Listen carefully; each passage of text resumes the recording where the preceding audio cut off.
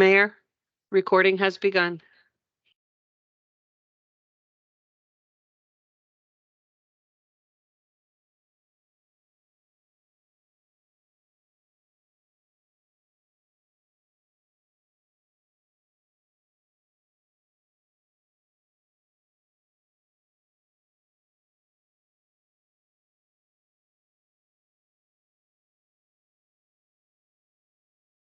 Why is this one not showing?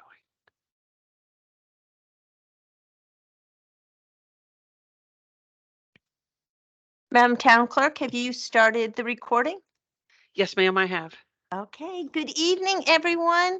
Welcome to our December 19th Town Council meeting. If I could have the Town Clerk do roll call, please. Yes, ma'am. Councilman Winkler, Present. Councilman Trollinger, Present. Councilwoman Bryant Ward, Present. Councilman Jenkins, Present. Mayor Mayor James, you have a quorum. Thank you so much.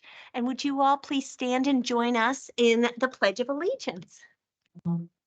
I pledge allegiance to the flag of the United States of America and to the republic for which it stands, one nation, under God, indivisible, with liberty and justice for all. Thank you. If you all have had an opportunity to look over the agenda, I would entertain a motion to approve the meeting agenda for this evening as presented. Do I have a motion? Madam Mayor, Yes. I make a motion to accept the agenda as presented. Thank you very much. Do I have a second? A second. Any discussion? All in favor, please indicate by saying aye. Motion carries. Next, we have 4 sets of minutes. If you have all had the opportunity to look at the minutes for open session on December 12th, and then the 3 closed session minutes, I will entertain a motion to accept the minutes of these dates. Do I have a motion? Madam Mayor, Yes. I move that we approve the minutes from council meeting on December 12th, the closed sessions on November 28th and December 12th as presented. Thank you very much. Do I have a second? Second. Any discussion? Thank you. All in favor, please indicate by saying aye. Aye. Motion carries. Brings us to our public comment section of our agenda. If anybody would like to speak this evening, I ask that you state your name, whether you live within the incorporated town limits, and please try to keep your comments to 3 minutes. Seeing none, the next item on our agenda is the police. Come on down, Chief.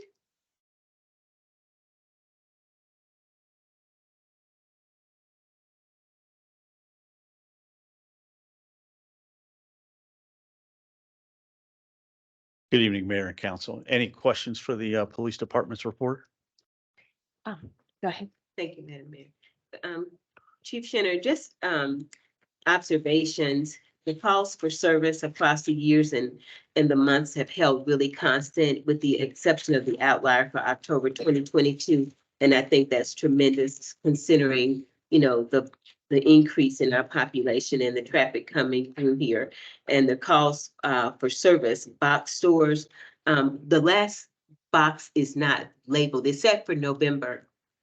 Yes, it's for November. I'm sorry. Okay, and then my last question is, what is the standard for case closures? Ours is at 37.5%. What is the standard? You mean nationwide? Yes. About 27. It varies from time to time, but it runs about 27. In more populated jurisdictions, it's a little bit less because of the volume. Like us, we're running ahead of the national average, and we have for quite a while. And so for municipalities of our nature, our size, are we still competitive with the 37.5%? Oh, yeah. We're above the national average. And if you look at every year, the Maryland State Police produces a report, and it'll give you the statewide, and we always trend about 5% ahead of what the state average is. Thank you, Madam Mayor. Thank you, Chief. Thank you. Go ahead. Thank you. Oh, do you have one more? I just had Go ahead, I'm one sorry. question. The mental health training, what is to be completed by December 31st? What percentage of our officers have completed that year to date? The mental health training, the police one, Yes, by the end of the month, everybody will have completed it. right, I understand. What percentage you right now have completed it? Oh, I would say 75%. 75%. Yeah. I saw that DC was doing the same thing following the Elijah McClain incident, I think. So I was gonna ask you that. So good to see it on here. Yeah, it's one, it's a CALIA standard. So every year you have to do some sort of mental health training. And we've brought in experts like from Pathfinders to Autism and had a 4-hour block on how to interact with people with intellectual and developmental disabilities. We try to switch it up every year. There's a gentleman out of Prince George's County that does a 4-hour course on interacting with people with dementia and Alzheimer's. And then we're going to see if he can come down and help us either in the spring or fall of next year. Thank you. Thank you, Chief, for the report, and Councilman Bryant Ward, that was one of the questions I was going to ask about closure rate for, thank you. Just I guess an observation or a comment on your traffic stop data. And this is probably going to be a little bit off base, but I'm curious, do you have any thoughts about, I've seen in other communities where they've actually painted the roadway on the sides to kind of give the impression of narrowing of the lanes, particularly in neighborhoods. I've seen this in different large and small cities, and I'm just curious, is that effective in your view or not? In terms of, and I say that or ask that question in the context of slowing down traffic in neighborhoods. Yeah, in my experience, and the planning department, I'm sure has a lot of data that they can, if they don't have it with them, they could provide. But anytime you narrow a roadway, whether it's through choke points or lines on the road, it tends to slow traffic down. We were in Greenbelt, we used a lot of choke points and roundabouts to calm traffic. So those choke points, were they concrete medians or curbs or just painted or both? Depending on the neighborhood, it Okay. could be concrete. It could be lines on the road. Sometimes they would do lines on the road to see if it had a positive effect, and then they might go back and reestablish it with concrete. Thank you. Any other questions? Yes. Go ahead. Thank you, Chief, for your report. I did want to make a comment. It's always appreciated the department's involvement with Small Business Saturday and engaging some of our younger citizens with the scavenger hunt. That's really cool, and it's a good community initiative, obviously, to welcome our younger folks to see the nice work that you guys do and get to see the department. I know that there's been an uptick lately in commercial activity, I guess, in our area. Is that just kind of par for the course at this time of year, or is there anything different that you've seen going on? I think it's 'tis the season. And I always hate to refer going back to Greenbelt. We always had smash and grabs this time of year. Somebody throw a rock through the front of a commercial building, grab what they can and get out. What we saw this last week was extremely very targeted to cellular stores. And when you have the 301 corridor traversing your community, it makes it a little more appetizing, especially when these stores sit right off of 301. I have noticed, I did want to say, I appreciate, it seems like the increased presence of our town officers in commercial areas and some of the big box retailer stores. I bumped into the mayor at Lowe's, and we saw, the cameras placed in the parking lot and the other places. And I think that's a helpful curbing activity. So I appreciate the proactive approach the town has on that. So thanks. Well, anytime we can prevent a crime, that means a report we don't have to write, and as a victim, we don't have. Right. Thank you. Any update on the speed cameras? The speed cameras, yes, we thought we would be live by now. We have a form that we've been working through IT to get back to our vendor. That is one of two small holdups. We hope to have that resolved very soon. We met with IT earlier this week. It's going to take a little bit more time than what we had allotted, the half an hour. So I think it's on the 2nd that we're meeting with the IT vendor again. And when do you anticipate that, if all goes well with there, that? I would think by the 15th of January. Okay.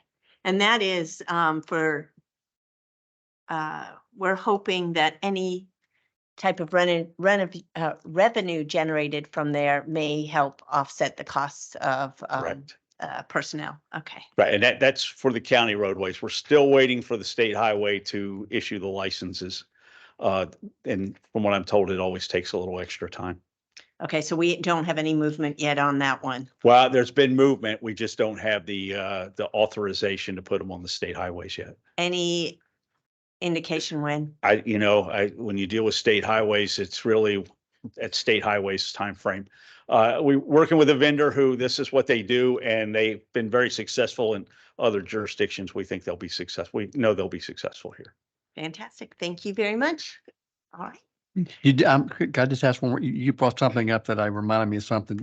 Thank you. Chief, or maybe wrong person to ask, but do we have any idea when those pedestrian hawk signals are going to be installed by the state on Route 6? Yeah, I don't know if the Okay. manager. Maybe it's, okay. Yeah, I spoke with Jamie Kendrick with Mead and Hunt, and he was asking the question. And of course, I think we were given a time frame around July. They were going to be installed last July. So he was going to, try to get an answer from State Highway to see where that is in the queue. So once I have something back from him, I will communicate it to council. Thank you. And that was the flashing beacons in the Yeah. area of Port Tobacco and the hospital. All right. Thank you very much. Shop with a Cop is Thursday. And then I know some of you folks don't mind going and dipping into the chilly Chesapeake with us. But February 2nd is the Polar Bear Plunge. We welcome anybody who wants to go dip in the Chesapeake for Special Olympics. And then A Night to Shine is February 9th. Have they opened up registration yet for, I've only seen for the prom and queen and king. for Yeah, that. I've looked for the link. I haven't found it yet, but I've been following their Facebook page. As soon as it is, I'll get it to the manager and he can get it out to the council. Anybody who wants to go. Fantastic. Thank you so much. All right, Director Harrington.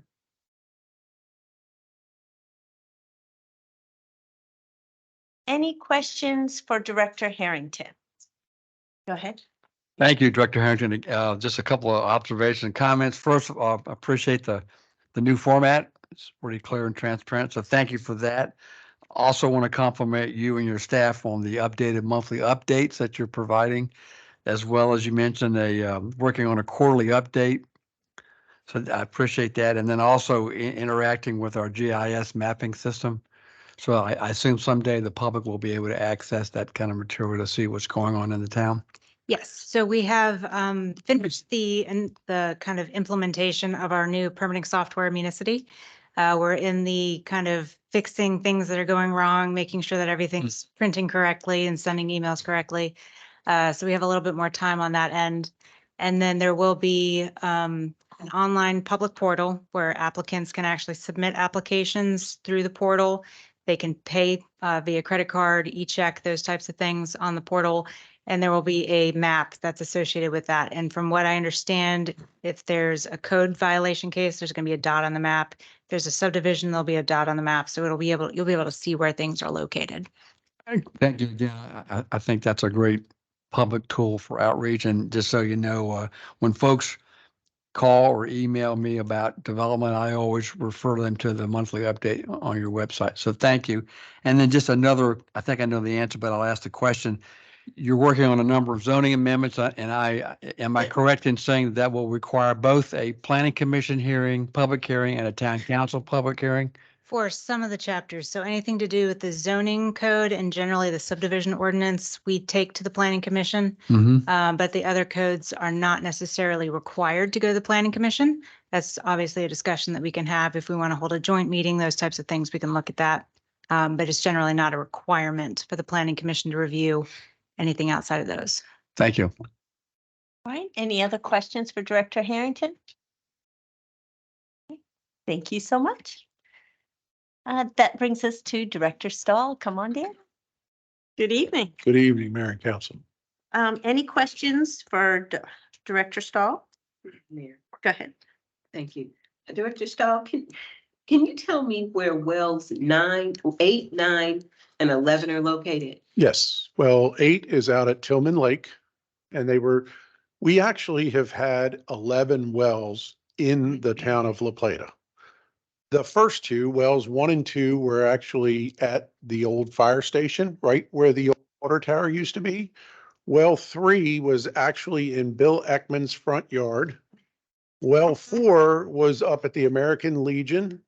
Well 5 was down on Kent Avenue, right where the Southern States used to be, right in front of that, the little well house right on Kent Avenue. Well 6 was at Wills Park. Well 7 was out by Lodge Street, out behind the lodge, right off of 225. Well 8 is at Tillman Lake, and well 8 was our first major well that was drilled.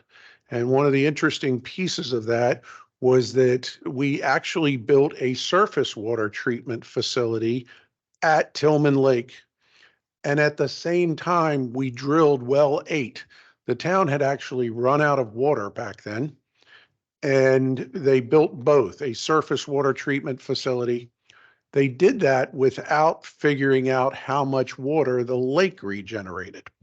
And so the lake only generates about 125 gallons a minute. So it greatly limited what we could get out of the lake. The well at the same time was drilled and generates about 550 gallons a minute.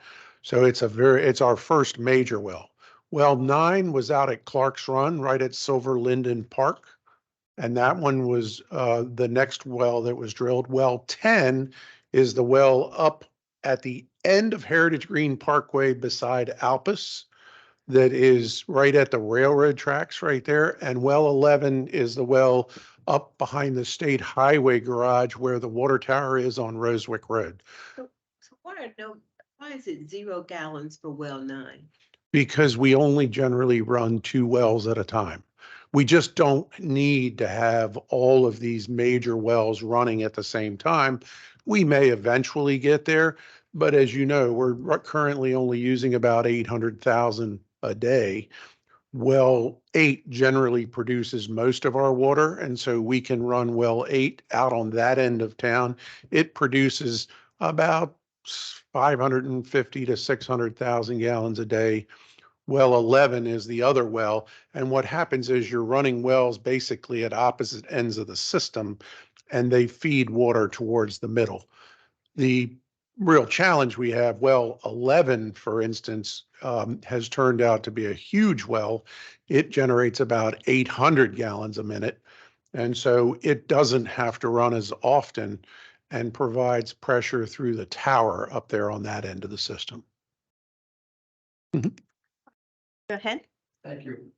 Thank you for the report. I saw a post earlier this week about there was a residential development up in Waldorf, White Plains area that was under construction, and they were allowed to finish, but they can't occupy because there was a water shortage. So, and I don't know I don't know the source of that. I guess inquiring about, have you heard anything about that or? I have not, Councilman. I really don't. I can't comment on something that I really don't know about. There could be numerous reasons for that. Correct. I don't really know why that would have been the case, but Like I said, it was on a post, so therefore the veracity could be of the subject. question. Okay, Yeah. thank you. I'm sorry.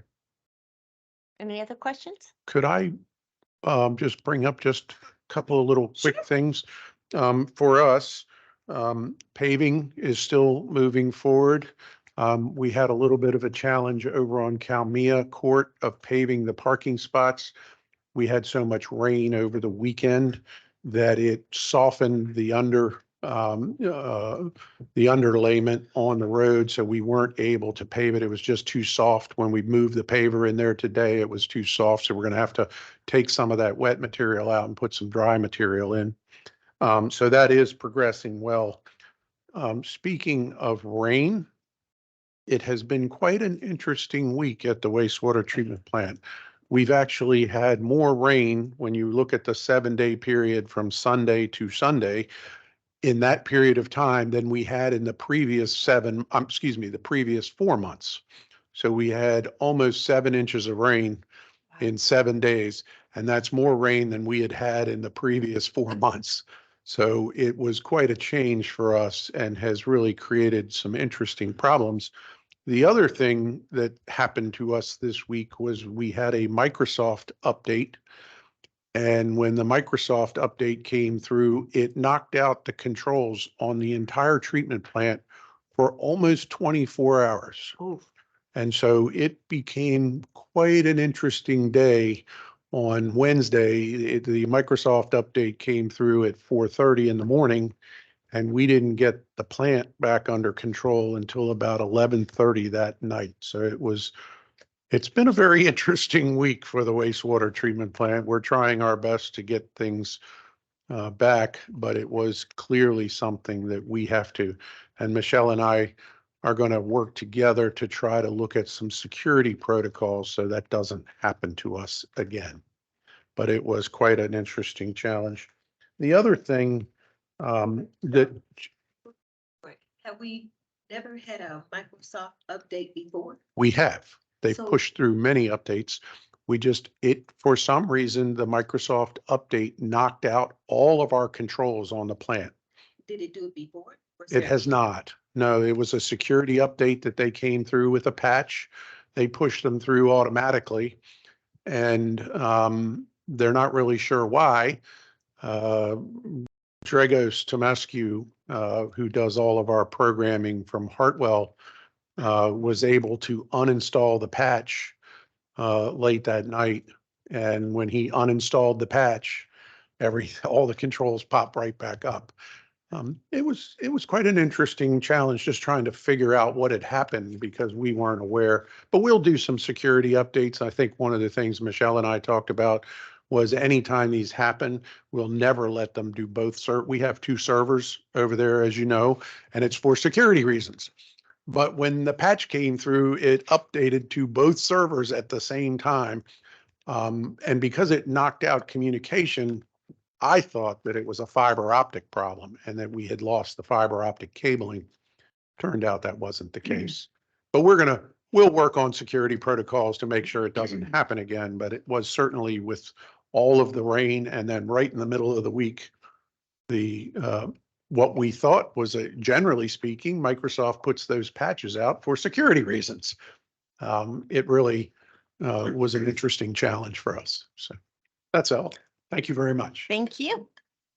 All right, come on down, our treasurer, Ms. Larsen. Any questions for Ms. Larsen? Go ahead. Thank you, Mayor James. Ms. Larsen, if we can go to the general fund expenditure for October by department. The police department, the expenditures exceeded, of course, all departments, but it also exceeded October 2022 year to date. Can you tell me why? We haven't purchased the cars yet, right? It would not be reported in here. No, it's mainly salaries. If you go to the second page, if you look at the salaries for the PD, that is really what's driving it. Remember, you guys did a 65% tile increase on salaries. And if you look at the salary line in total, I mean, the cost of employees is almost 23% higher than last year. All right. You said employees, all employees or just employees? All employees. Okay, but it's only being reflected in the police department. Well, not necessarily. I mean, I'm only reporting this chart for the police department is looking at what the expenses year to date that Understand. compared to last year. And it could be various reasons. One of them is salary. The other could be contracted services. This also, there hasn't been a lot of capital assets in there. There's another draft for capital. I'm only addressing the expenditures for October. Well, the expenditures, this particular one is reflect all. If you go to the one in the back from the budget one, that's the one that I take and look at the operating expenditures compared to the capital expenditures. But in this particular one, it's all expenditures for that period of time. But it's still, I mean, it's a significant outlier from all other departments. Yes, I mean, I can send you the report that shows the 2 years comparatively, but I can tell you right now, it's salaries is it salaries, benefits, and contracted services are the driving forces there. And then my second question was, when you look at when you say, capital, give me 1 second to get there.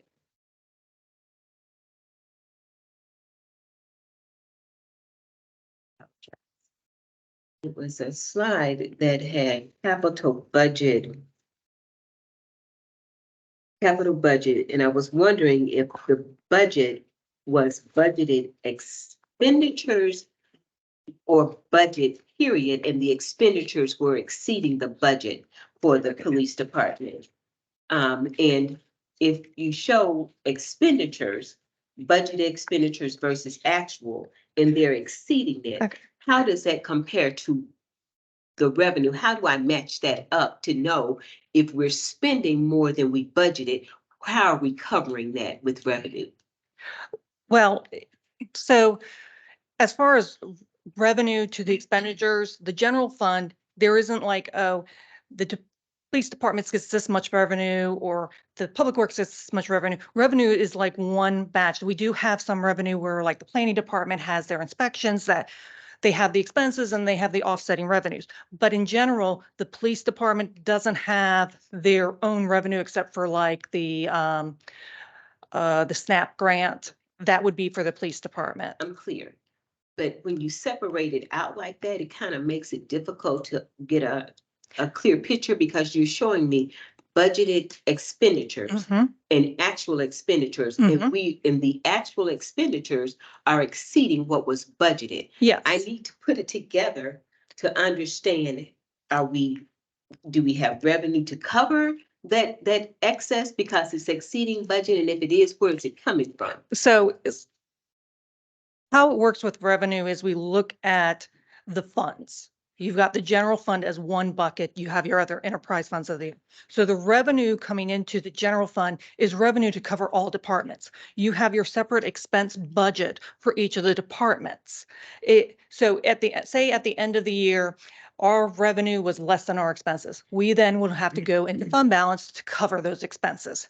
If our expenses were less than our revenue, that balance would go into the general fund Right. balance. So there's not like revenue matching expenses per department. We don't do that. It's revenues to the fund as a whole.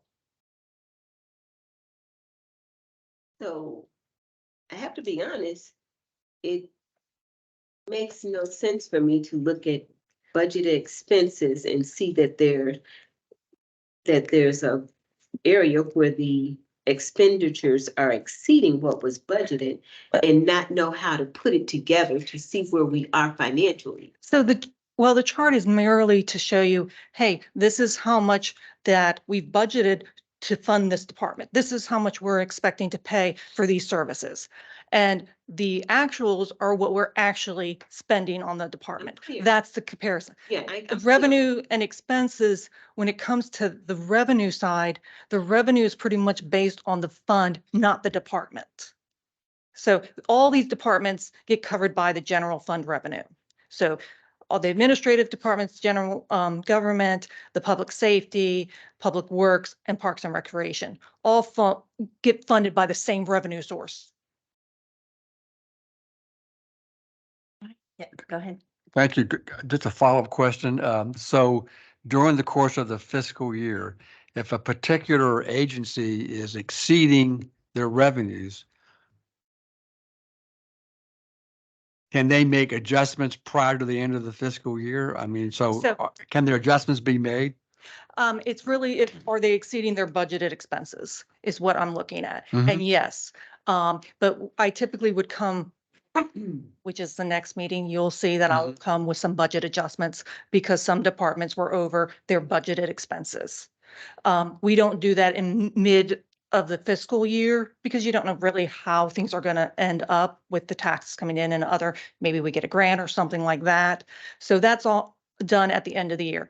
I mean, I would come if, say, we got a grant and we didn't expect that grant and we got expenses that are going to match that grant in the middle of fiscal year. We may come and make a budget adjustment for that, but for the general operating, no. At the end of the fiscal year. at the end of the audit. I guess I'm just, I guess I was just used to, or maybe it's just my ignorance, but I thought there was some ability for the departments to make adjustments throughout the fiscal year. I mean, so they get reports, right? And again, I'm not trying to get down on the weeds, but I mean, say that something comes up that was not expected. Right. Like, say, the police lost 2 police cars and they suddenly need these police Yeah. cars. We can come in and say, hey, we need to purchase these, and then we would use. but can each department upon themselves make their own adjustments internally? No. No. What they what I won't. mean by internally, can they go back to you as a director and say, I want to adjust Yes. my budget Yes. without coming to us? Well, no, it would have to come to you. We can't change the budget. You guys adopted that Well, budget. Okay, It would have to go to you. okay. I have one more question. So when you look at the FY 24 budget versus actual year to date, you show the total expenditures as of 10/31/23 are less than the FY 24 budget. But every month, when I look at the budgeted expenditures and the actual, they're exceeding it. And I guess I'm not understanding the mismatch. When you look at, it's the slide isn't numbered, but it is FY 24 budget versus year to date. And it says FY 24 budget versus year to date expenditures. Public safety, the budget is more than the expenditures year to date. But when you go back to October 31st, and if you go back to September, you will see that each time that graph shows that the budgeted expenditures are less than the actual. So I'm just trying to figure out how. Not for the year to date. There might be some other ones. The chart that says FY 24 budget versus year to date expenditures is the total budget to what we have for year to date. So we're not even close to any of those at this time because we're not even halfway through the year. There would be other reports where the budget for that month. So what I have another report is the operating year to date budget allocation versus the year to date expenditures. So what that report is showing, saying, okay, if we divide the budget for each month and October. I'm clear. I'm clear. I'm just not clear on your reports. I'm sorry, because if I see every month that the actual expenditures are more, I would think that when you put it together in this one report, that I'm going to see the same trend that I've seen month over month. If your actuals are more than what was budgeted for the month, that's cumulative. It is, but you got to also consider we're not through the year, so things can change. So I put that in for more of, okay, if we divide this budget over 12 months and we have 4 months in that, what is the 1/4 of that budget for that period of time? And what expenses happened during that period of time compared to the budget? It's merely seeing how are the departments on a monthly basis, on an operating monthly basis compared to their budget. That's what the report's trying to show. And there could be one time where the police department is not over. I mean, if you look at, there was another one that was always over, inspections and enforcement. They are gonna, their expenses are exceeding their budget. And part of that is because there has been a lot of inspections. However, we're getting revenue to offset that. So you'll see that in the revenue chart, the same thing. It's totally different because I'm, again, cumulative. From July until October, the police actuals were up here and their budgeted was down here. And so cumulative in my mind, there's not a month where it was enough variation where it would balance out, that it would be less than. These are also year to date. So it's not like these are the months. It's like the year to date amount. So it's not like, oh, this month, it's over, this month it's over. It's the 3 month or the 4 months it's over compared to the budget over a 4-month period. Any other questions? Just an observation on one of your charts, you talk about the Water Smart update chart. just for information and education, I have reached out to the some of the sales staff at Pine Grove as well as the HOA management company and provided with two separate emails, provided information, a link to our website. And then I specifically went back and gave them a link to WaterSmart. And I got a very positive response from them about being able to distribute that information to residents as they begin to move in. And I also carbon copied Councilman Trollinger, since we share that district, that project in two districts. So we're trying to get the word out. And thank you for that information. That was very helpful. Anything else? All right. Oh, you good? Thank you so much. Next up would be Director Phipps. Any questions for Director Phipps? Go ahead. Thank you, Director Phipps, again for the report. Again, I see there are two Freedom of Information Act requests. What are the differences between the two? Because they look the same to me. There are actually 3 batches of the same request. Oh, It was just so huge, it was split into batches. We still have one more coming. and so what is the cost of to the town of complying with that? I mean, is it a big number in terms of man hours? Oh, I couldn't even estimate that, sir. Most of that work is being done by our town attorney. Okay. So we don't know what the bill will be yet. We do not. And any estimate of when that can be fulfilled, obviously depend upon his time, but The 3rd batch is due by the 27th, I believe, and then there'll be a 4th batch coming after that. okay, thank you. Related, Director Phipps, isn't the town able to assess a cost, a reasonable cost for obtaining and reviewing the documents before they get sent out to the FOIA requester? We could, it's just the town could. The town attorney's bill goes through the town manager, and so the hours spent on that would come, imagine when that gets invoiced. I just know, okay. I'll just add that. Okay, thanks. Any other questions? And I see we have some license plates applications that have come in. We're still falling a bit short. Bit, Madam Mayor, we need 25 for the initial batch. We are at 8. You'll be at 9 by tomorrow. So there you go. I just had to get another signature on mine, so I will be one of those. We'll get that going. I You will. think that's a really cool thing too. Full Thank you. confidence. Thank you very much. And Director Kennedy. Any questions for Director Kennedy? Madam Mayor, thank you. Director Kennedy, just one question for you. Tell me again how you're calculating the return on the investment for Paylocity. And that's a significant savings. Sure. So what Paylocity does is they use studies by companies like Deloitte that go out and they do market surveys and they find out how much time is usually spent to do different activities within the HR space, whether that's, checking your benefits, enrolling in benefits, it's onboarding new employees, it's terminating employees, and they figure out how much time and the average costs of all those.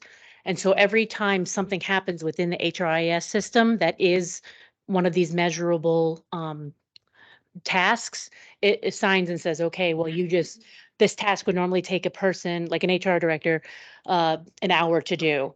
And then they're saying, well, because the employee now self-serves and can look it up on their own, that's saving my time, and there's the associated cost.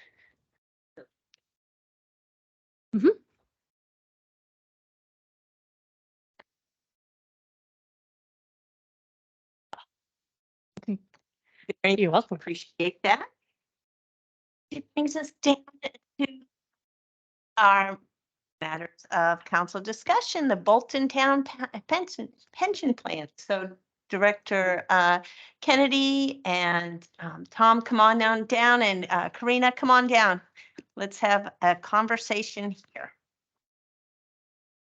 here. You can grab the mic from over here and just put it on that side. If you're okay with being separated by that.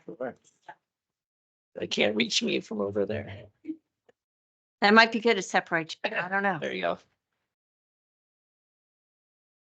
Wonderful. Well, thank you so much for the report. And that is a lot of information on there. And I am sure council has questions, but I'm going to give you the opportunity just to give an overview on what your recommendations are. I mean, I know we read this, but that way it can be on the record too. Right. So we did the report, based on the different plan designs that we had, all the different aspects that we talked about. So we ended up with 5 different ways to go.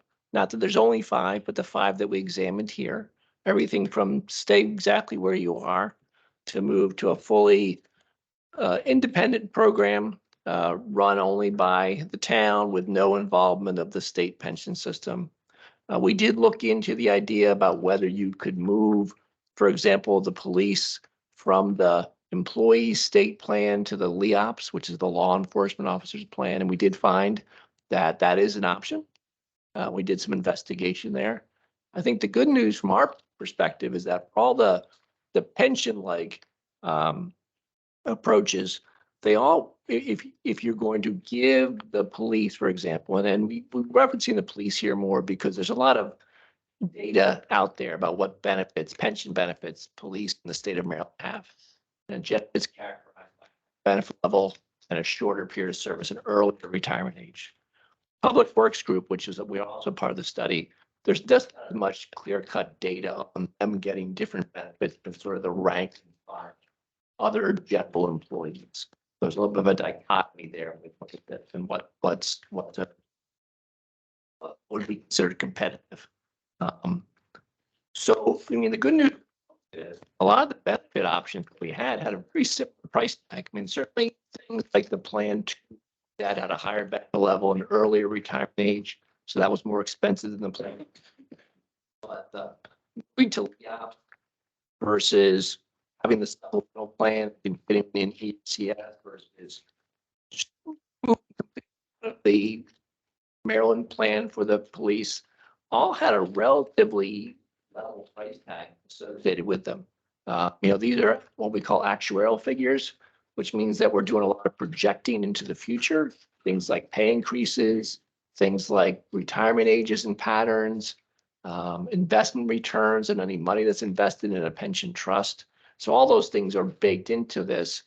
We took a very middle of the road approach. We didn't do what if things get really rough? What if you're giving out very high pay increases in the future? As I just heard the discussion that there were some recent increases in pay, which is very common again around the state.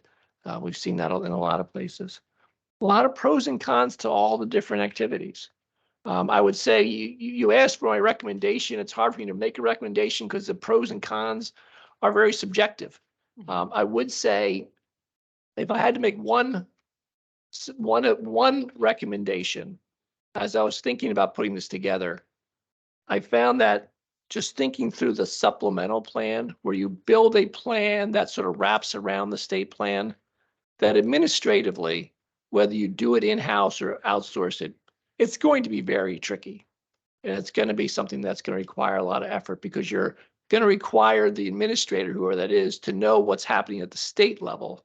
And then not just at the point of retirement, but every year after that. Unless you can certainly make a plan and say, we're just going to assume a hypothetical state benefit and do the offsets there. But if you're going to really try to wrap around it, that's going to be very administratively difficult to do and take a lot of time to do. So that's the one where I kind of said, well, looking at how the price broke out, it seems like if you're going to go through the investment of starting your own program, you might as well come all the way out of the state program versus stay halfway in the state program for the police or the public works, whichever group you or both, if you're looking at both of those. Because just it seems like the administrative effort to run a plan to supplement would be much higher than the administrative effort to run a plan that was completely on its own.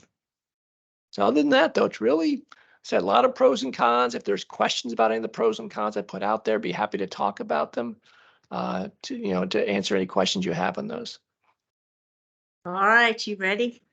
Ready. I'm gonna unleash council on you. All right, what questions do we have? Can I just have a preliminary question, just based on the last comment that you made, because I think it's very interesting. And I just wanted to understand the concept behind it. So it seems as though you've told us basically, rather than have the wrap around with essentially a half in, half out Right. program, it's better to be all in one or all the other because there's no, I mean, for example, having a self-administered plan, we would fully outsource that. And so that would be more controllable by that different party.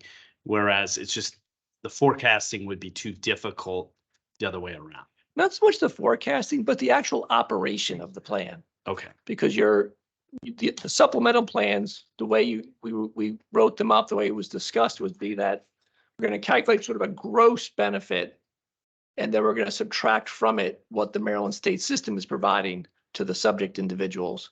And so you have to know what the state system is doing. And so depending how precise you want to get, if you don't want to be too precise, it's not too bad. But if you're trying to be very precise and say, no, we want to provide exactly this, it requires you to know a lot about what the state system is doing at all times, at the point in time the person terminates. I mean, because you could have a person who, because of the different retirement ages in these supplemental plans, you have a person who retires at an earlier age here is getting nothing from the state system initially. And then at some point, they're going to make an election to get money from the state system. And in theory, if you're going to do this supplement, you're going to have to track when that happens and reduce your pension at that time. So that's why I say it's administratively complicated. So essentially, you're just chasing back and forth the whole Right. time, depending on the individual and depending on the Right. state. So if you're going to do supplemental, I wouldn't do it the way it was laid out here. I would say something to the effect of, well, we think we're providing an extra, whatever, 1% of final pay. And so we're just going to calculate it that way and not try to do this offsetting and making it all perfect. So that's the way I think you'd want to go, because otherwise, like you said, the administration could just be really subject to just a lot of back and forth and a lot of record keeping and a lot of tracking down what's happening. And at that point, if you're making your own rules essentially and how you're going to do it, you might as well Right. do it the whole way. Right, because you have all the administration, the fiduciary responsibilities and all that stuff by having a supplemental plan, the same as you would have on a fully standalone plan. And is it understood that if we were to look at a fully standalone, and just rather than the opposite that we're talking about, it would need to be administered completely. I mean, the best way to do it would be outside help, right? I mean, Yeah, I mean, you would definitely want some outside help. You know, there's variations. So for a lot of our town clients, for example, we do the HR department will take care of. Well, there's not that much to take care of, but when someone retires, for example, they would call us and say, "Hey, Jane Doe retired. Here's their particulars. Can you calculate that?" And then depending how far they want to go, generally then the internal group would talk to the bank who's going to cut the check and submit the form. So they would make sure that all the proper signatures were done. But you could outsource that too. It's just a matter of sort of cost benefit. I heard that you have all this free time now because of Paylocity. So. Right. Okay, I'll reserve for a little bit later. I think as we go through, when we're talking about the different plans, if you know, knowing that you have other municipal clients, other probably county clients, if there is any counsel you can give as we walk through this as to what is helpful, Sure. Or what challenges other municipalities have had with, wish they haven't done, right? As they've looked at this, that's helpful for us. Sure. Thank you. Thank you. So I was just really surprised to see Leops back in the equation. I mean, from day one that we've been here, we've been told that's not the way to go. Then when we got the information from Captain Norris, we saw that it wasn't the best option. There were other options and other ways to go. And now it looks like, yeah, it's not a bad option. Right. And I completely understand the administrative nightmare of trying to manage. I managed a small profit sharing plan and it was a beast, and I wouldn't wish it on anybody to manage it for this size staff and employees. And the nuances associated with this and potential errors that can be made due to timing. So I was just really surprised to see the ops back on. And if I could just make one comment on that, we did put it in the report, but just to make sure it's really clear that the state pension actuary will make that final determination of what your costs are. We obtained copies of reports where other towns had gone in and asked this question. We followed how they did the calculations, where they put, why they added more cost or subtracted cost from the standard. And as we trace through that, this group of police officers, that's where we found that there should be and the level of funding in which that there should be reduction of the standard LEOPS charge. So standard LEOPS charge is 37% pay. As we follow their calculation, but they have the final word. And sometimes stuff happens with the final. Just want to put that out there that if people say that's where we want to go, make the state actuary give you the real number so that you can say, because I can't make them take this number. Only they can set the final number. So are we going to know the number before we make? You should, yes. Commit to doing this. From that, right? You would have to go to the state pension system and say, we're looking into this. We'd like you to tell us what are the official ramifications. So you have my estimates here about what we think should happen based on all looking at their reports, how they've done things in the past. We have their June 30, 23 report we've looked at, so we know where they are up to date. But they will make a new calculation that they will sign off on officially, and that'll be your official number. So yes, I would say if you're going to say, hey, let's just move this, and this would again just be the police, not the public works, to LEOPS, you would go to the state pension system and say, we'd like you to give us the official number for this group of officers moving from ECS to LEOPS. So if we should decide to vote to move the police to LEOPS, what's the plan for the rest of the staff that includes the public works? What are we looking at? So it could be any of these options. You don't have to do that. I mean, you can't move them to LEOPS, of course, because they're not law enforcement, but I mean, you could do any of these different options for them on a standalone basis. But the wraparound, the overlay is not the best option because of administrative nightmares. Right. So we certainly want to steer clear of that, right? Well, we could get around it. Yeah. And the reason I say that is because you could say, okay, an employee's full benefit retirement age is at this age. So we're gonna bridge it to that age and assume that they'll go for their Maryland state retirement when they get the full benefits at this age. You could look at it that way and assume, okay, at that age, this is what they would get as their full benefit. So we'll fill in the difference when they're eligible for that. So you just simplified it and kind of negated the fact that he said an overlay is an administration nightmare. You just made it seem like it's not. I'm just saying, if we want it to be exact, like he was saying, yes, it would be. But if you want to look at it on a more simpler term and say you get this benefit because you'll be eligible at this age, then it wouldn't be as complex. If we're going to the penny or exactly, then yes, it would be based on how he explained it. Right. Karina, I think it's your ultimate goal to make me crazy. Either it's complex or it's not. If there's a simpler process, then the complexity is eliminated. I mean, because you're looking at age the same way that you broke it down previously. You showed us at this age, they would be taking nothing from the state. It would all be our plan. Then it dropped down and it got to a point where it was crossing over a portion from the state and a portion from us.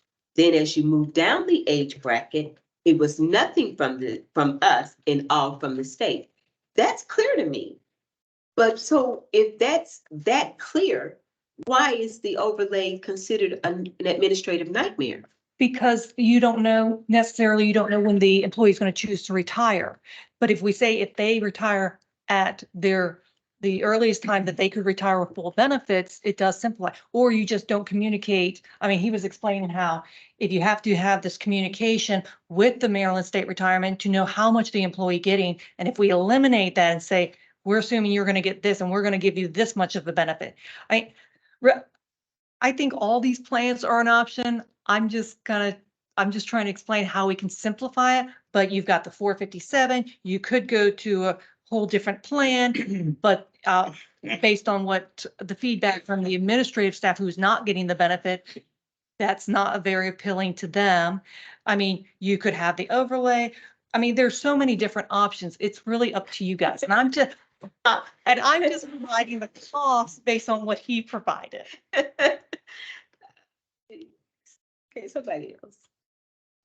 If you will indulge, if my fellow council will indulge me for just a brief second while I try to get kind of up to speed on some things. So how does the current plan compare to, say, the Charles County Sheriff's Department or the Maryland State Police from a pension benefit standpoint? Does it mirror it in its current standing, or is it lacking in some way, manner, shape, or form? What I know of the plan in Charles County is the biggest difference is the ability to retire early. Right Okay. now, all employees are just in the standard plan, so everybody has that fixed, rule of 90 retirement. Sure. age. Okay. And really, I think that ultimately the goal here is to lower that number so that they can get out earlier. So, and that kind of answers my question. That is then the basis of the need for change is to provide them with an opportunity to retire early, to mirror other areas. So is there a benefit to add why, and this may have been in a previous discussion, adding public works as part of this into is this going to present an issue down the road where somebody says we've added the public works department to mirror one agency, i.e. the town police, but then planning and zoning or finance or HR says we want to now be a part of that standalone plan? If law enforcement is always been separated from outside, I know Charles County it's separated out. Does it make sense to incorporate the entire town and add separate out just the town police, or does it make sense if we're going to do a standalone plan? And again, I don't know where we add, one for all for one. So having Public Works is, as a separate plan is very unusual. To the point where even Bolton doesn't really have data to pull to show what that would look like. My understanding from my previous conversations that I've heard from the council is the reason why we included them is to recognize that similar to our police department, they do have a higher physical demand to their positions, and that tends to burn them out from that perspective earlier. And so it was a way to recognize that they do have that more demanding job that will burn them out faster than me or Karina that sit at a desk for most of our days. Is one follow. Is that something that's pretty commonplace, or is that a very unique situation in other municipalities? I personally have not come across having Public Works separate. Okay. Typically, we see uniform, non-uniformed. That's typically what we see. Or public safety, sometimes corrections included with the police, sometimes not. But generally speaking, it's uniform, non-uniformed. What about code enforcers? Because they typically put themselves, not meaning to, but in a line of danger. I mean, they're the ones that are going in that are before any police officers most of the time, going in to do their job and being confronted with could be weapons, which has happened, hostile. People are not happy when you're coming in or writing them citations. Are we talking about code violations? We're talking about code enforcer officers. I'm Yeah. sorry, just point of information. Can you give an example? Because I'm having a hard time reconciling like responding to a traffic stop or a domestic or somebody on PCP, et cetera, with your example of like. Director Harrington, can you please? Mine would be hearsay, so. I know it can happen. I'm just trying to understand. Yeah, no, that's a good question. Yeah, so pretty much on a daily basis, we have our code enforcement officers that have to go in and do rental inspections. They have to deal with, if they're shoplifters or people that people that are hanging out in parking lots. So especially with the rental inspections, you're going into someone's home. There have been instances where there have been dead bodies. There have been instances where there are hazardous chemicals, bed bugs, the people are violent. Aaron has had many instances where he's been confronted and put in a very difficult situation. I've had to attend a couple with him just to have somebody else present, so that way he wasn't, put in an uncomfortable situation. But it's daily that they're out there, they're pulling signs in the middle of the street, they're climbing up signs to pull things. I hear you. I think to Councilman's question about data, do we have any data that there's been a separate, provision for code enforcement statewide? I know there's a new question, I think, for us, because we've looked at Public Works based on some information from Director Stahl and understanding the nature of their work. But has there been any?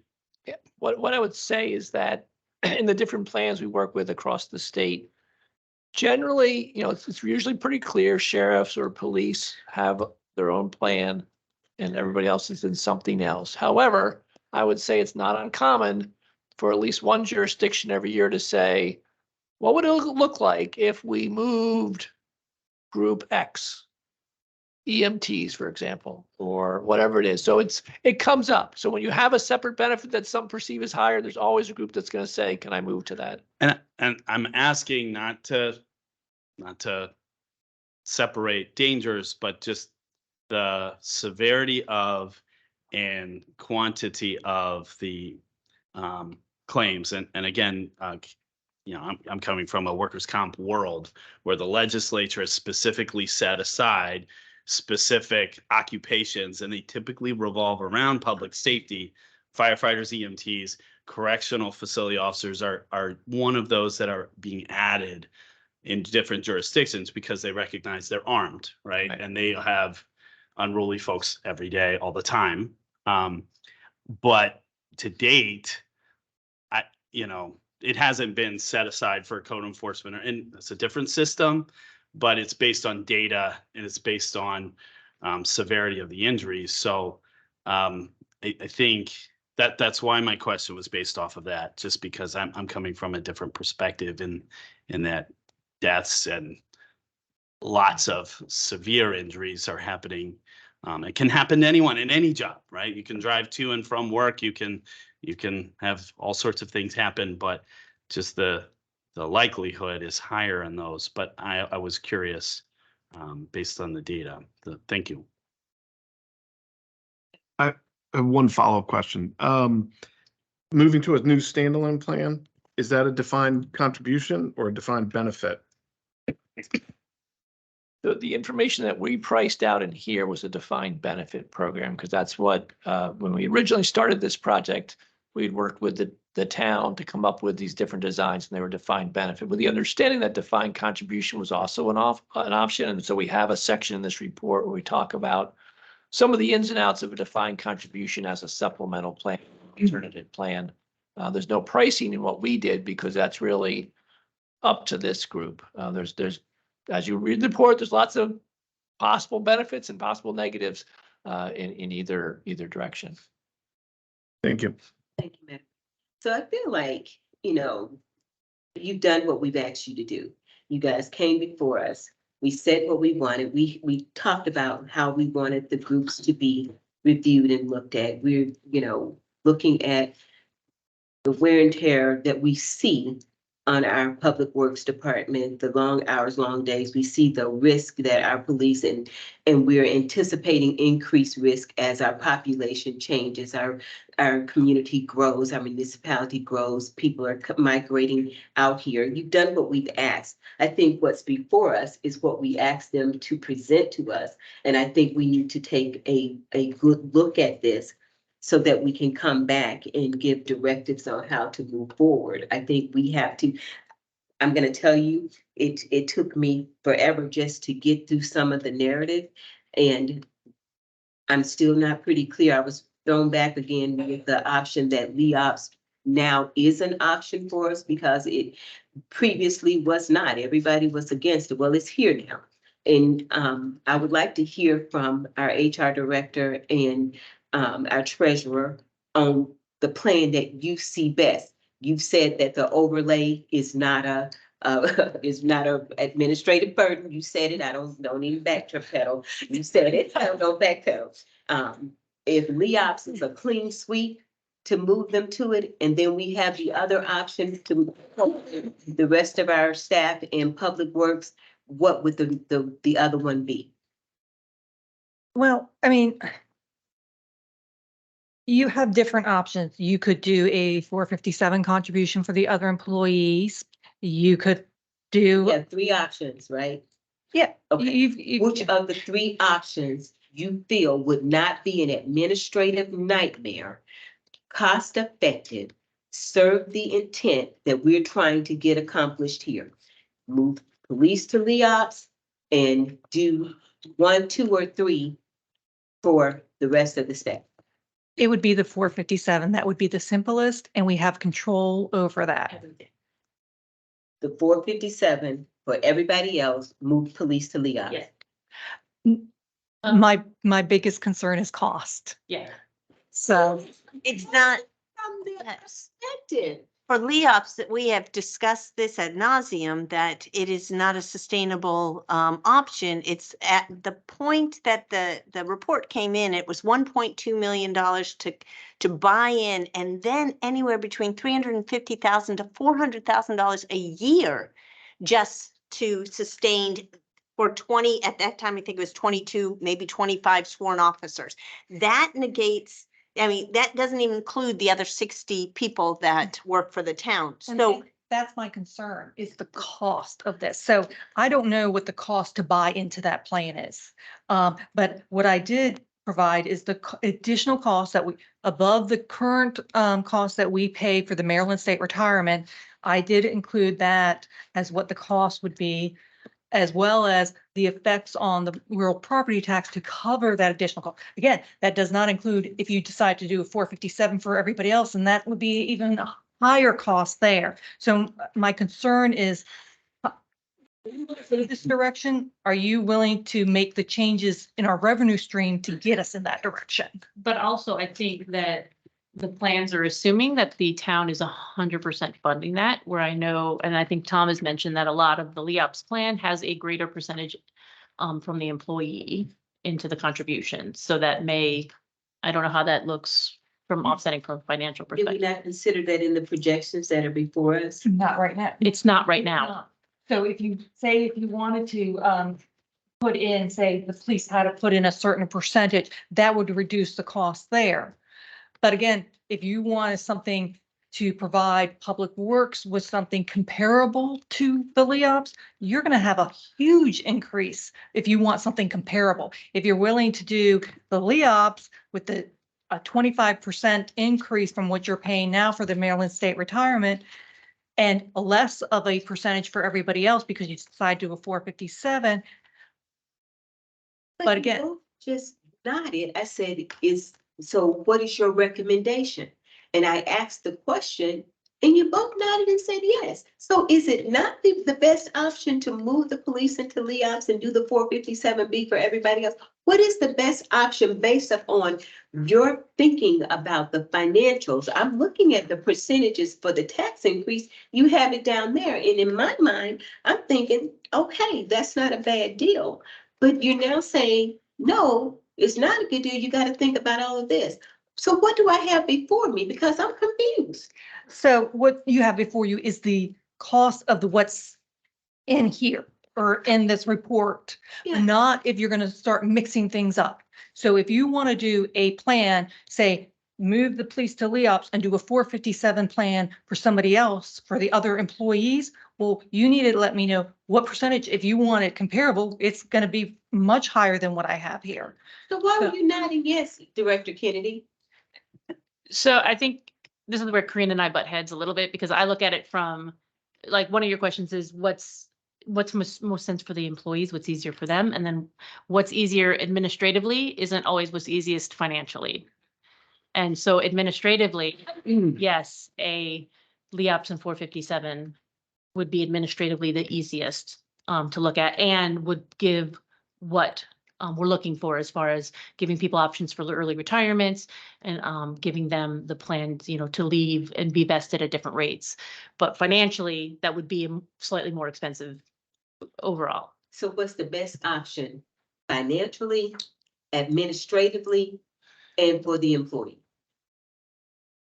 Stay in the Maryland State Retirement and give a 457 to everybody. That would be the best financially. And it gives the employee flexibility. It may not be perfect for everybody, but not every plan's going to work perfect for everybody. But it does give them flexibility to choose how they, if they want to retire earlier or stay working and increase their retirement balance. And it depends on their lifestyle. And then we put in some kind of matching A contribution. right? We have 457 right now. Yes, How many employees do we have? 85? we have 84, 84. How many are contributing to the 457? less than half. Yeah. Okay, so less than half. It's So this- because the employee has, the town doesn't contribute. Right. Correct. So this is an option for securing money for the future. And only 40, say 42 people are contributing to that. Why is there not a push to for the 457? Is it? So I think some of it just comes down to education.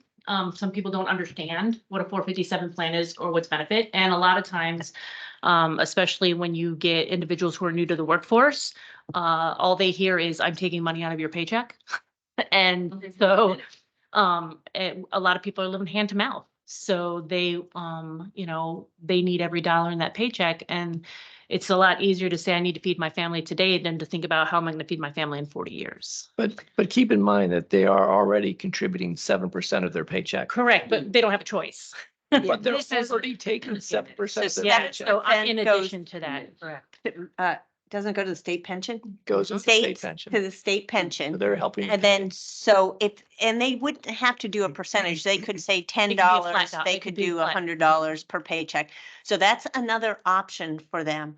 And then if we do a 457 and we say we will match up to X amount, you know, if they put 4% in, if our cap is, I'm just gonna say 5%. If our cap is 5%, which is now really becoming the industry standard for the military, for the government, all of that, they have gone away with their TSP and all of those other acronyms that I knew 37 years ago when we got in the military, but they have done away with that. Their retirement has now gone for, I mean, their percentage of their retirement pay has, luckily my husband's in the 50%.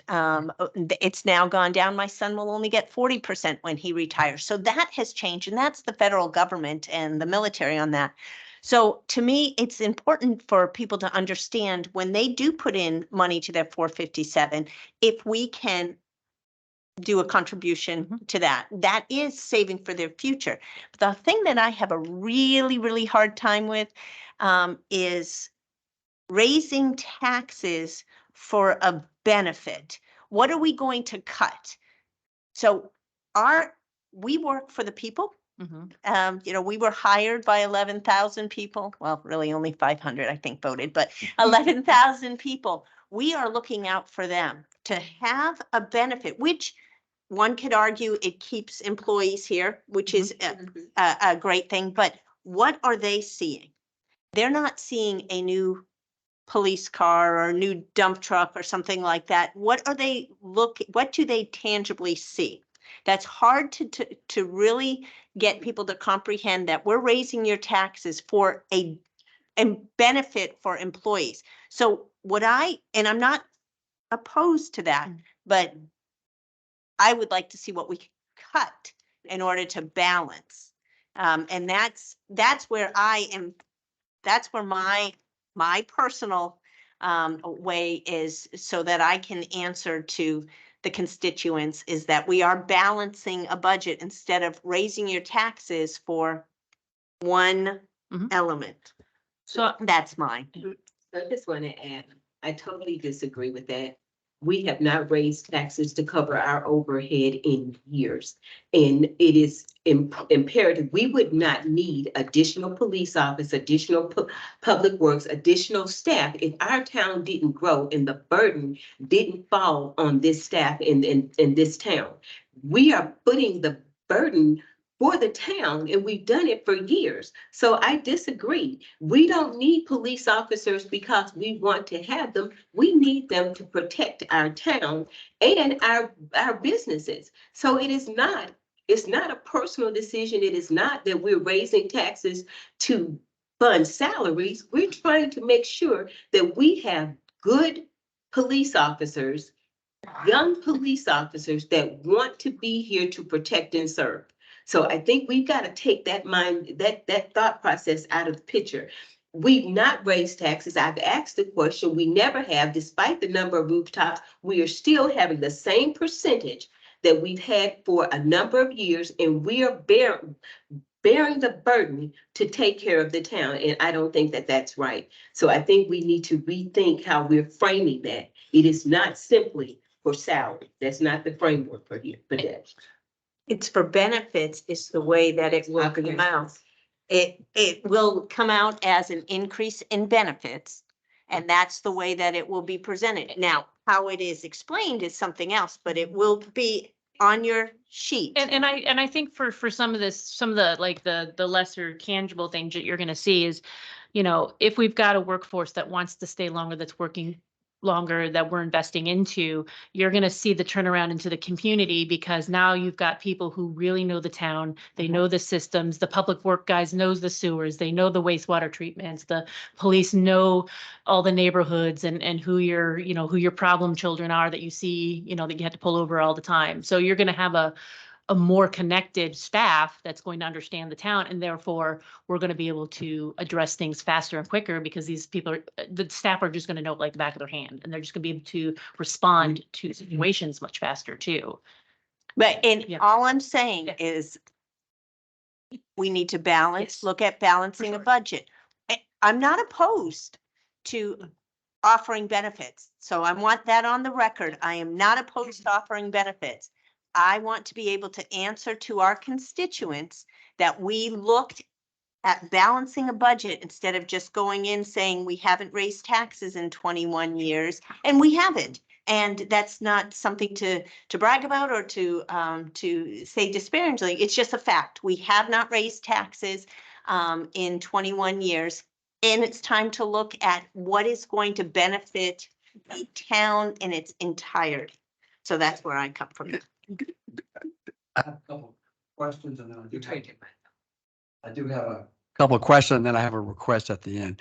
These charts where there's a, after the memorandum, and there's a couple of columns that says potential tax increase needed in first year. So what was the data source and who provided that information? Okay. And then later on in the report, there's a, and I think you mentioned it earlier, that assuming there was some kind of a standalone plan, there's a reference that it should be administered by some outside group or consultant. Is there any cost associated with that? And so there's a number out there that we could get. Well, I estimated 15,000 based on Okay. the previous proposal from Bolton. Is that an annual fee or monthly? Annual fee. Okay. Also estimated it would increase 5% each year Okay. for the administrative costs.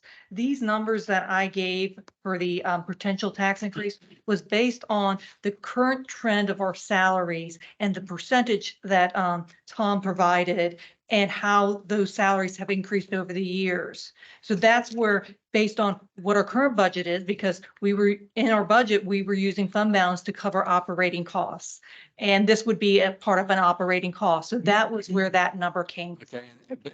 So that's $15,000 for some outside firm. Does that include a different attorney, an actuarial attorney, not our town attorney? And does that include it? Cost for administrating the plan. That was my estimate just for administrating. For any staff or any firm to Yeah. do that? Yeah. Okay. And then I do have a request that perhaps we could hear from representatives from the police department and public works during this discussion. Because saw a lot of heads nodding or disagreeing in the.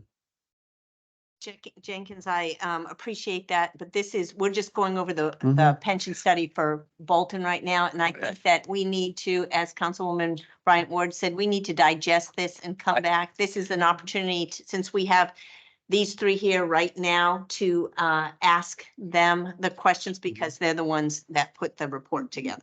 But, and I certainly appreciate that tonight. But again, I would hope in the future, between now and apparently we got to make a decision in January, I would like personally to hear from them about their observations and opinions. And then secondly, and again, one opinion, one of five, to me, it's very important that we are frugal with tax dollars, but also I think we have a responsibility to provide services which relate to, we have professional folks who are compensated and have the benefits that we not only retain them, we hire new people, but we retain them. So I'm not saying we raise taxes just to raise them, but from my perspective, I will certainly, if we need to, can certainly explain that to folks if and when we ever have to do that. But for me, it's very important that we have the proper infrastructure, which is manned by professional folks here in the town as we grow.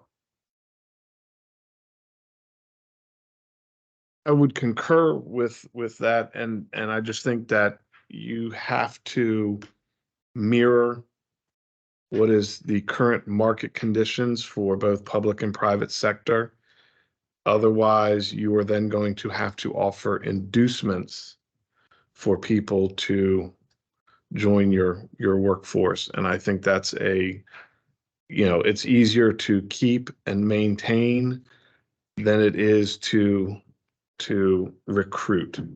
And that is something in the private sector that they spend a great deal of money on when they lose good people trying to replace.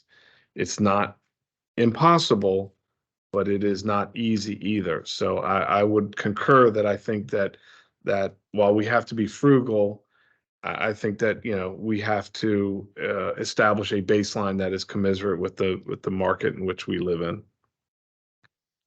Thank you. And that's true. And I did a little bit more drilling down on some information that was provided to all of us. And it was about some of the retirement plans of some other jurisdictions. And the one thing that I looked at was their constant yield tax rate. And none of them compared to our 32 cents on 100 for that. There was, I didn't, very few did.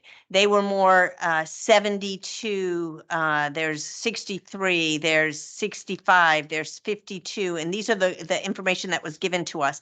When you have, and this was the ones that are 25, around 25 sworn officers like ours. So we do need to look at, again, not opposed to offering the benefits, but we have to see at what cost. At what cost, and maybe it is incrementally throughout the years, and not all of a sudden go from 32 cents to 64 cents. I don't think that would go over well. And that is something that I do challenge our council to, as Councilwoman Bryant Ward said, is to really go in here, digest it, come up with more questions. I don't think that you can have enough questions about this so that there is a clear understanding on that. And I ask our wonderful staff here is, if you are saying, I'm not saying you're saying this, but if you do think LEOPS may be an option, I want to see those dollars, because this council here didn't sit through what I sat through and got the numbers in 2018 and what it would cost and how much it would have to raise just on that one. Yeah. We had the Kevin gave them to us. He gave me that entire report. he may have given it With all to of you, the numbers. but we never sat there. I don't think we sat here and had the discussion. Did you see the actual, And he was strongly opposed to it. I did see the the increase and all of that, just for that? So, but I do think that, I like that, the report. I think that you all were very thorough with that. Thank you very much. You have come in from all different directions, given us a lot to look at. The 457 should really be, educate all 84 employees on that, that if they are able to contribute, that is a great option for them to have. Yeah, and regardless of what the council's plan is for the retirement, I have been talking to our representative and have, I'm trying to work it out where during our next open enrollment, that she comes in and spends some time that can sit down with the employees and make like a calendar to schedule so individuals can come in and sit with her and talk and understand what it means and how they can invest it and you know what the long-term benefit is. So that's on my radar for open enrollment period. I think that's a great idea. So because- yeah, regardless of anything else we do, that's gonna be here. for open enrollment, so they'll have an opportunity to think about Mhm. this by the time they get, and then make sure they understand the pre-tax options and how that reduces what they're actually contributing.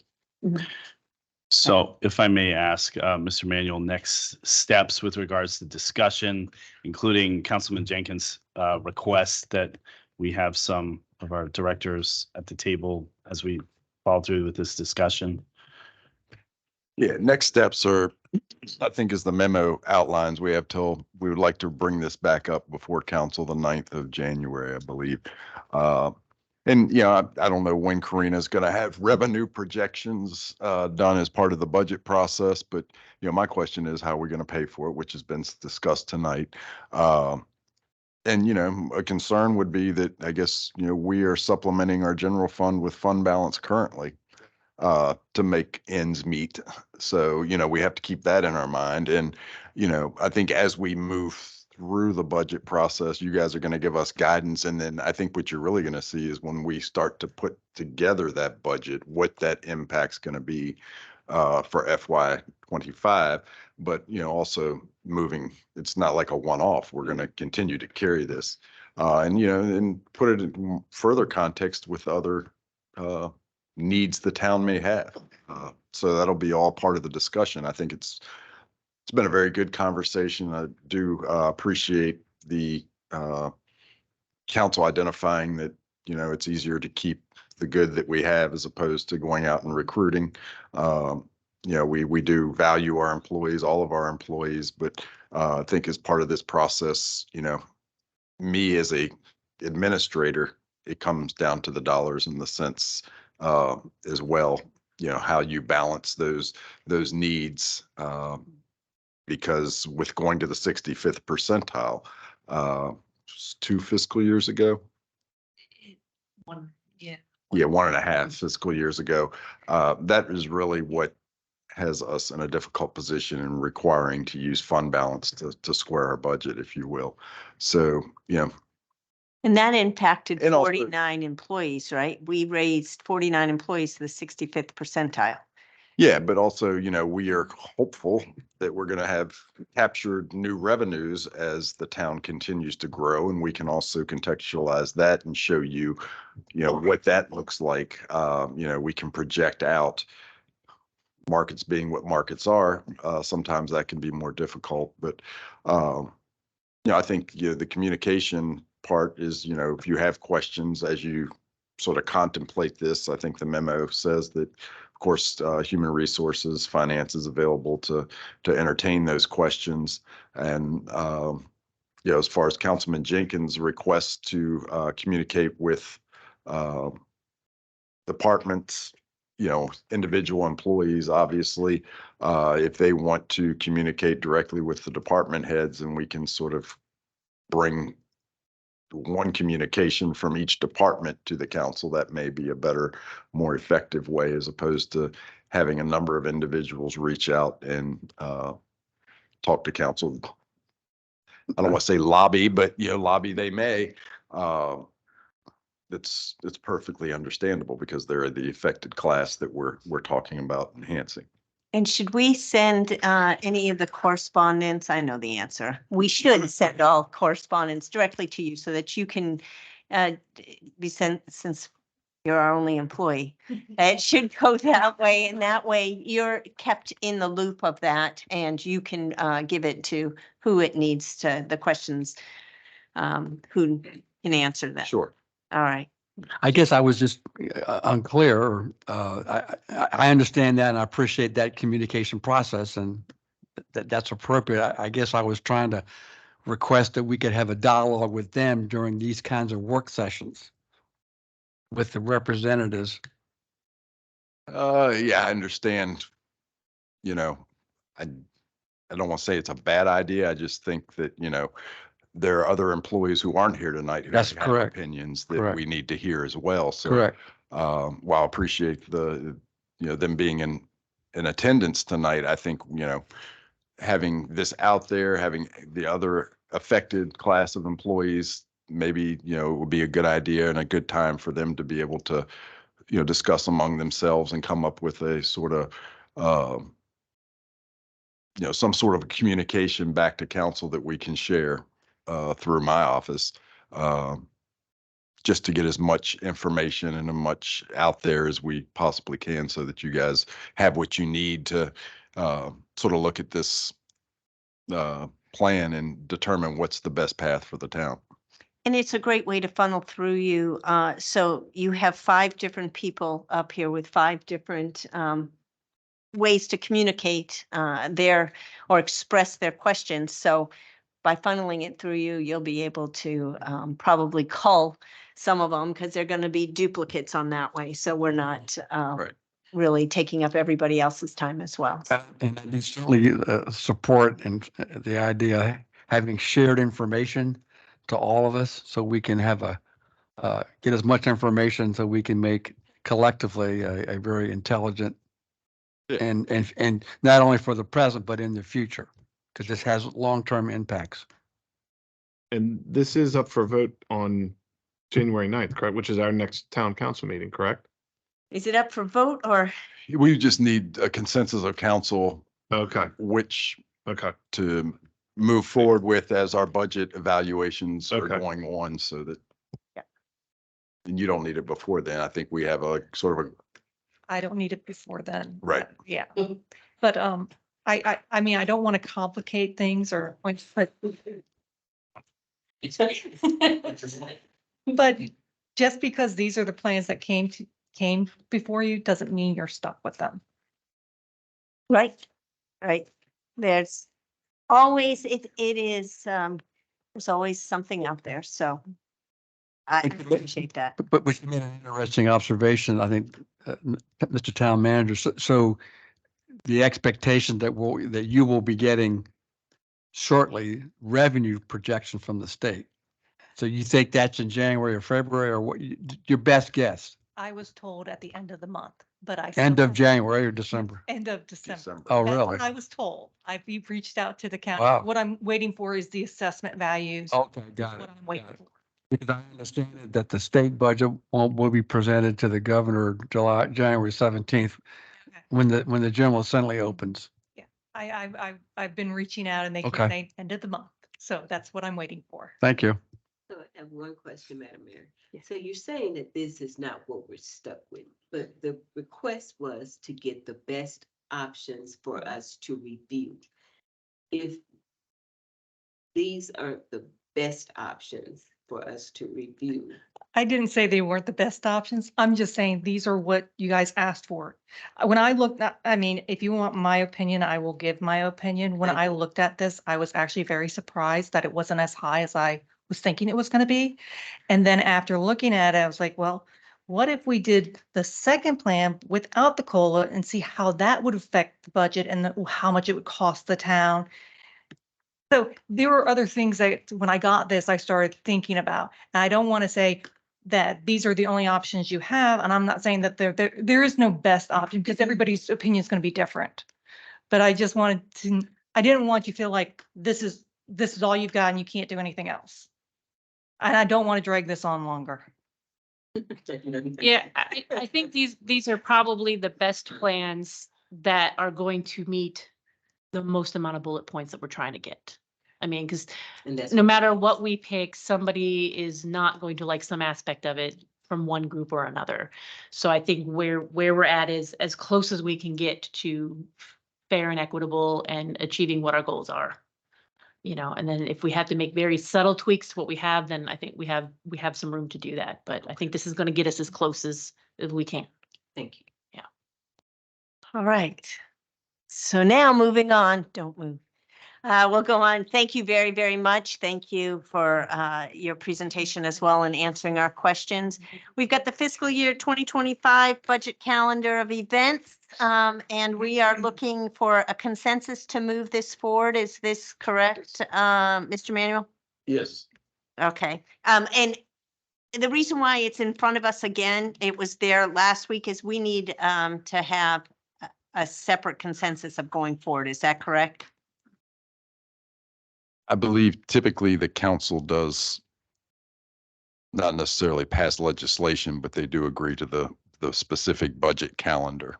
Okay, so I will ask council, do we have any questions on the budget calendar that we saw last week and we get to see again this week? Can I just say one thing? Absolutely. I made a change to what you saw last. Oh, well then, there you go. There it is. And what did you Sure. make a change on? For the budget retreat / work session. I'm proposing this is work session. Yes. instead of a Retreat. Yes. With the January 30th date. Hey, you guys don't want to work an extra day? I know. I can say personally, I'm not opposed to that. I can have council weigh in on that. I know that we have at least 3 that work full-time, and 2 of us that don't. So, I work. Councilman Wi- I just work. I'm just not paid for it. yeah, that's me too. I said, we don't work full-time. Councilman Winkler, are you, would you like to have it during the week? Or would you prefer on a weekend, an all-day weekend thing? Depending on, I'm very flexible, but I think during a normal schedule or Tuesday, if the 30th, if my memory is correct, the 30th is a Tuesday, I think that would just for planning standpoint makes more sense. Okay, But I'm not opposed if, Yeah, I believe there's 5 Tuesdays in January, the 30th being the 5th. so it would be we're staying with that. All right, Councilman Trollinger? I do, while I do prefer probably during the week, I have a jury trial on the 30th, so I can't commit to that date in particular. So I won't be able to do that. Okay. Councilwoman Bryant Ward? I'm in favor. Of The 30th. the 30th, okay. I'm flexible, or as I say in the military, semper gumby. I can do either or. My question would be though, so this would be an evening event or during the day or what? Okay. And then, and just for my own edification, I see where you're. So are we going to be using the strategic plan and the comp plan as guides for the budget preparation for each department? I know it's hard and we don't necessarily have any metrics, but we did adopt a strategic plan in 2022. And so I'm just curious whether we're going to, again, use it as somewhat as a guidebook for budget requests. Correct, it is. Well, we could talk about that offline, but that, for me, that's the rub. There are no metrics with it. But having said that, I hope that we at least refer to it in broad strokes about what, and also the comp plan, because that does get specific with policies and even projects, and also the ARPA again, so. Yeah, I think we anticipate incremental changes to our operating budget. But yeah, I think we could definitely sort of show the nexus between our strategic comp plan, strategic plan, comp plan to sort of future capital requests where you can really see, That's a start. Our operations typically are going to be, the role of government. Sure. But Okay. that way you ensure that, we're spending money on our, our strategic initiatives, if you will, that we are directing them at towards a plan that the council has adopted. So, yeah. Thank you. All right, so Mr. Manuel, we are looking for, since we've heard from all council members with one, maybe a judge, just say he is not guilty and move forward. Yeah, I don't do that kind of law, but it's, yeah, we'll see. Thanks. It sounds like the majority will keep it on that Tuesday, the 30th. And with that said, we're looking for a consensus to accept that budget calendar. Is that correct? All right. So are you okay with accepting the presented budget calendar for FY 25? I am. Councilman Trollinger, Yes. Councilwoman Bryant Ward, Yes. and Councilman Jenkins. Yes. All right, and I am too. So there's that. We're almost done, guys. Hang on. How about commission reports? Okay, we're not even gonna adjust that one yet. Councilman Trollinger. No report. Thank you. No report. Councilman Bryant Ward? No. Councilman Jenkins? Yes, our Parks and Recreation Commission met on December 13th. 3 items on the agenda for discussion. One was we received an initial inquiry and about the proposed amphitheater at Wills Park. So we have a local contractor that's interested, and they'll be providing additional information for the proposal for that structure. Again, that's most primary. That'll be funded by ARPA funds, as I understand it. Number 2, we did talk about use of Wills Park for a soccer practice field, and that's under development with a MOU, and I believe they've consulted with the public operations about that particular process, and that'll come forward either through the town manager or through us.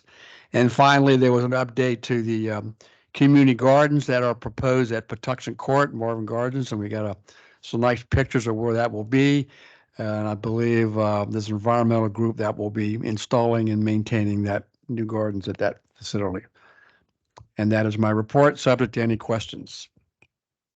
Thank you very much. And I only have a statement. I don't have a report.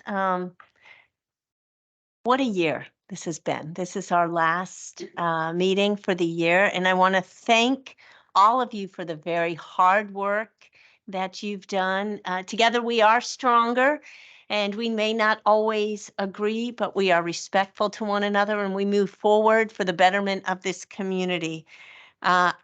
I want you all to take some time for yourself during the holidays and reflect about all of the things that you have accomplished in 2023 and how together we can move forward in 2024. So thank you very much. I appreciate it. Happy holidays, happy new year. And with that, this meeting is adjourned.